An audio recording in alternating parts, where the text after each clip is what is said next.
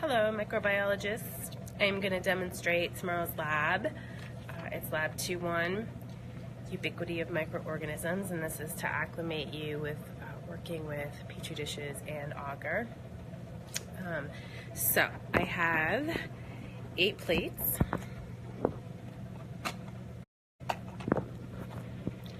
And I'm going to look for bacteria in different parts of the room and also on my body, because microbiology is always at its best when it's kind of gross. Okay. I'm going to set up the camera there. Okay, the first thing I'm going to do is label my plates, because always label your plates. I've got a Sharpie. Always label on the underside. You always kind of want to keep them when they're not in use. On their underside, you can see the condensation on the plate, and we want to make sure that doesn't fall down into the agar, which obscures results. So I'm just going to number them 1 through 8 to start.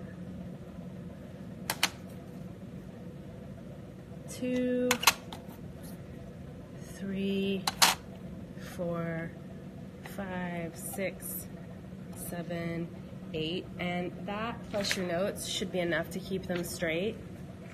But if you want, you could further go and label each one for where you're sampling. And like 1 is air, 2 is the lab bench, etc., etc. The other critical thing is you got to put your initials on it, because your 8 plates are going in with all other groups' 8 plates, and we should have about 64 plates of the incubator by the time we're done. And you're going to want to know which ones are yours, so you need to come up with like a group name. At least one person in your group can put their initials on it. There's always usually a team awesome. You can put a symbol, but I'm just going to do KF. Notice I'm writing on the margins of the plate, keeping my lettering on the margins refrains from obscuring our field of view, because if you do that, when you look at your results, you're going to have to open these plates, and it's going to be kind of gross. Actually, it's just going to be gross. No kind of about it, but it also may be a little stinky. And, okay, we're all labeled. I'm going to make sure my initials are on here. KF, KF, KF, KF, KF, KF. I'm going to do these today so that you can look at them tomorrow. They'll be like demonstration plates ready for you before you start, just so you know what to anticipate. Okay, number 1, we need to expose it to the air. See what we can pick up. You're just going to simply open it up, kind of wave it around a little bit, right? And then set it to the side. When you're at your bench, just put it at the top bench in the middle of the bench tops. Out of the way, let it sit for the remainder of your setup so that it's exposed to the air for a good 15-20 minutes.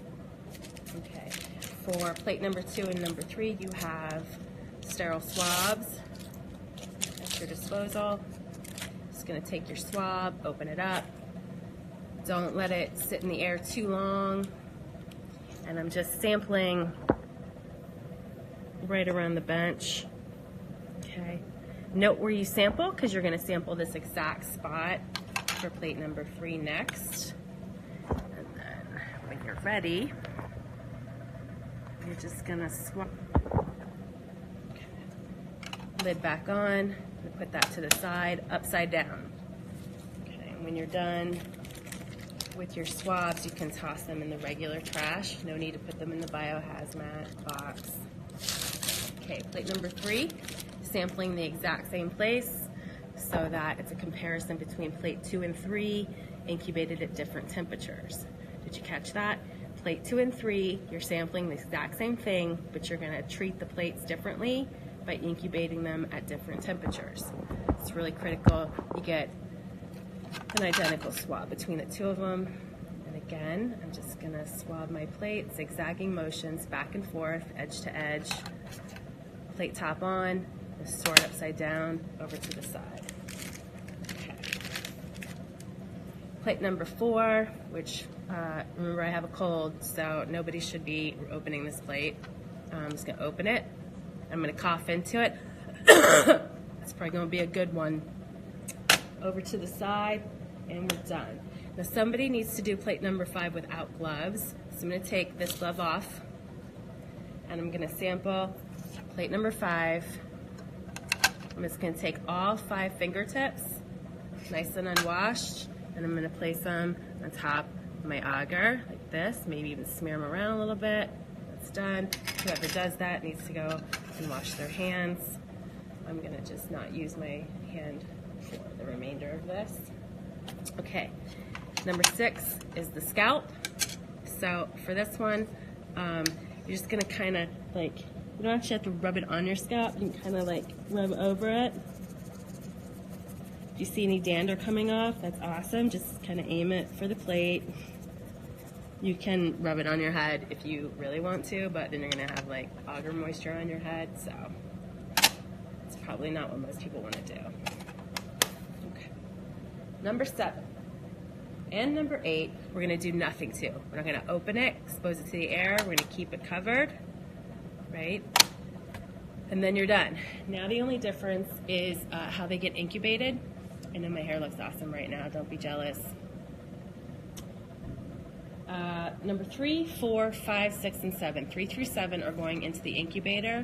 So I'm gonna sort them out. There's 3, 4, 5, 6, and 7 go in the incubator. That's the little tiny machine in between hood number 3 and number 4, right in front of the barrettes.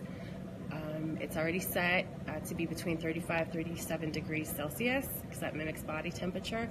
You're going to put them in there upside down, because I swear to God, if you don't put them in upside down, I'm going to throw a dry erase marker at your head. Plates number 1, 2, and 8 are going to go into room temperature. So we're going to put them in a fume hood just so other classes that use this room for the rest of the week don't knock into them. We're going to put them in fume hood number 4.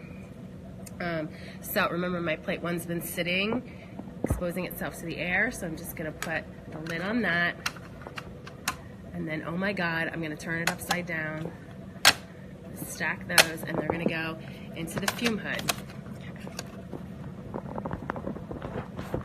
Okay.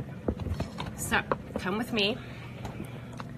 We're going to walk not fume hood 1, not fume hood 2, not fume hood 3, but fume hood 4. Again, plates 1, 2, and 8 sit out here because we want them to be room temperature, which is around 25 degrees Celsius. And then we're going into the little incubator, and you're going to put your plates. Ideally, we would not stack them on top of each other so that each one is getting the same amount of air circulating. But again, we're going to have too many plates for the class to do it this way, so you're probably going to have to stack them. But I'm going to spread mine out and making sure they're upside down. And we're done. And that's it for Lab 2-1. Once you get it into the incubator and into the fume hood, you're done and you get to go. Okay, see you guys later.